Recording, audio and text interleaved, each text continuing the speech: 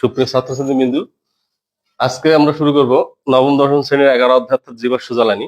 জীবাশ্ম জ্বালানি হচ্ছে যে জীবাশ্ম জ্বালানি মানে হচ্ছে জীবদেহ থেকে এবং প্রাণীদেহ থেকে যে সকল ধ্বংসাবশেষ পাওয়া যায় তাদেরকে বলা হচ্ছে জীবাশ্ম জ্বালানি।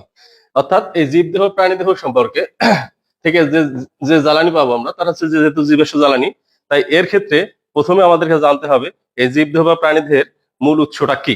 এর মূল উৎসটা হচ্ছে জৈব যৌগ, যা সম্পর্কে সর্বপ্রথম ব্যাখ্যা করেন বিজ্ঞানী বার্জেলিয়াস। বার্জেলিয়াস বলেন যে জীবদেহ এবং প্রাণীদেহ থেকে যে সকল পদার্থ পাওয়া যায় তারা আপনা আপনি সৃষ্টি হয় এবং আপনা আপনি ধ্বংস হয়ে যায়, যাকে পরবর্তীতে প্রাণ শক্তি মতবাদ হিসেবে অভিহিত করা হয়।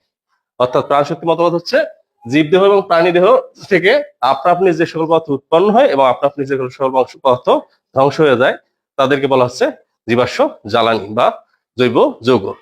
অর্থাৎ জৈব যৌগ যেহেতু আমরা বললাম, তাহলে এই জৈব যৌগ সম্পর্কে প্রথম যে কথাটা আমাদেরকে জানতে হবে সেটা জৈব যৌগ কি।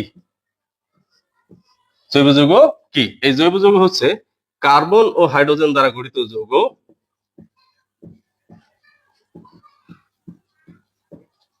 কার্বন ও হাইড্রোজেন দ্বারা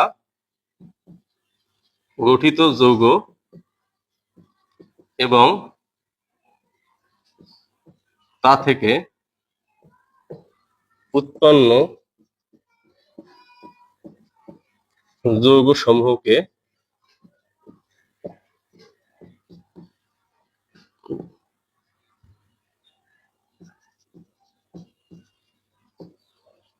জৈব যৌগ বলে। অর্থাৎ বার্জেলিয়াসের ধারণা মতে আমরা বলছিলাম জৈব যৌগ উদ্ভিদ বা প্রাণীতে আপনা আপনি সৃষ্টি হবে, আপনা আপনি ধ্বংস হয়ে যায়। কিন্তু জৈব যৌগটা আসলে কি? জৈব যৌগ হচ্ছে কার্বন ও হাইড্রোজেন দ্বারা গঠিত যৌগ এবং তা থেকে উৎপন্ন যৌগ সমূহকে জৈব যৌগ বলে। এই জৈব যৌগের ক্ষেত্রে আমাদেরকে প্রথম যিনি ধারণা দেন তিনি হচ্ছে ফ্রেডরিক উইলার।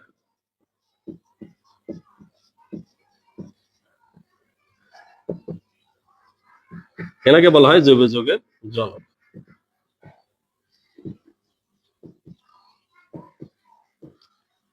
কারণ হচ্ছে ইনি 1828 সালে অ্যামোনিয়াম সায়ানাইড থেকে ইউরিয়া সার উৎপন্ন করেন।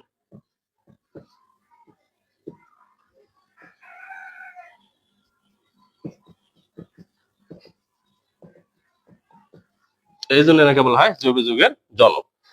ইনি যখন এই জৈব যৌগ উৎপন্ন করেন তখন থেকে এই জৈব যৌগের ধারণাটা পরিবর্তিত হয়। অর্থাৎ ইউপ্যাক থেকে তখন থেকে স্বীকৃত হয় যে জৈব যৌগ একটি যৌগ যা সৃষ্টি এবং ধ্বংস করা যায়। এর জন্যই হচ্ছে জৈব যৌগের জনক ফ্রেডরিক উইলার। তাহলে যেহেতু জৈব যৌগের জনক ফ্রেডরিক উইলার, তাই এই জৈব যৌগ সম্পর্কে আমাদেরকে কিছু ধারণা রাখতে হবে।